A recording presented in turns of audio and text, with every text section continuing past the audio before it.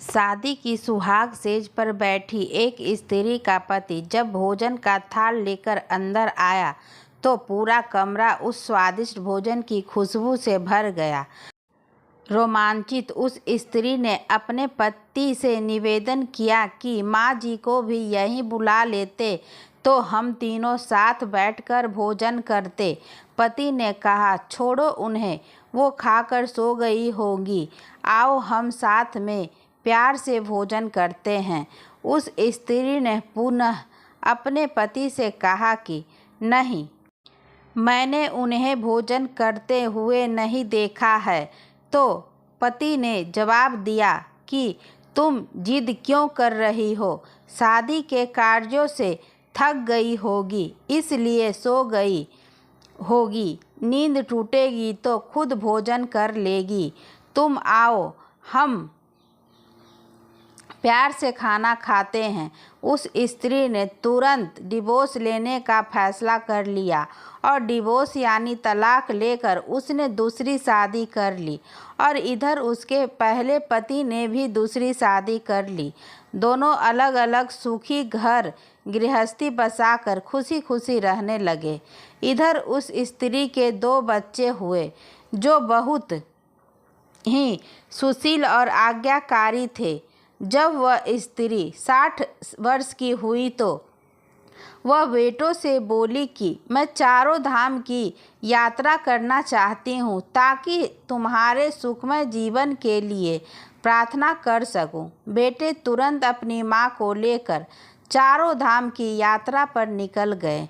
एक जगह तीनों माँ बेटे भोजन के लिए रुके और बेटे भोजन परोस कर माँ के खाने की विनती करने लगे।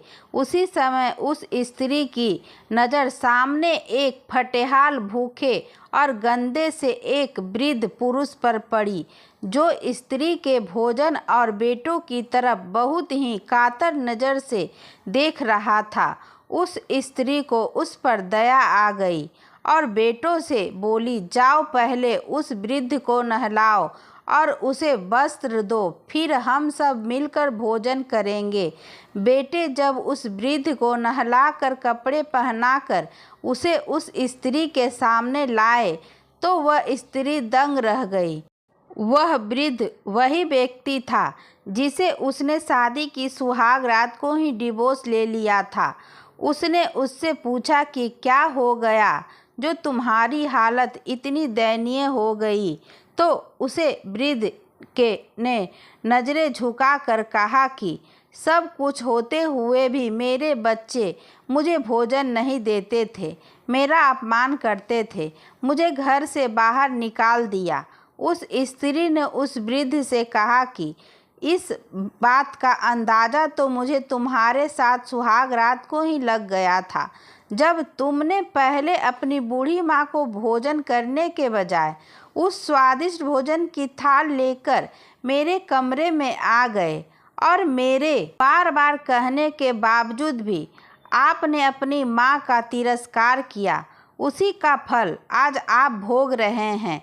कहानी का कार्य है कि जैसा व्यवहार हम अपने बुजुर्गों के साथ करेंगे उसी की देखा देखी कर हमारे बच्चों में भी यह गुण आता है। शायद यही परंपरा होती है। सदैव माँ बाप की सेवा की ही हमारा दायित्व बनता है।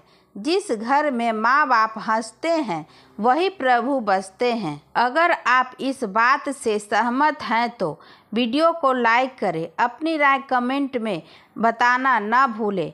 धन्यवाद दोस्तों।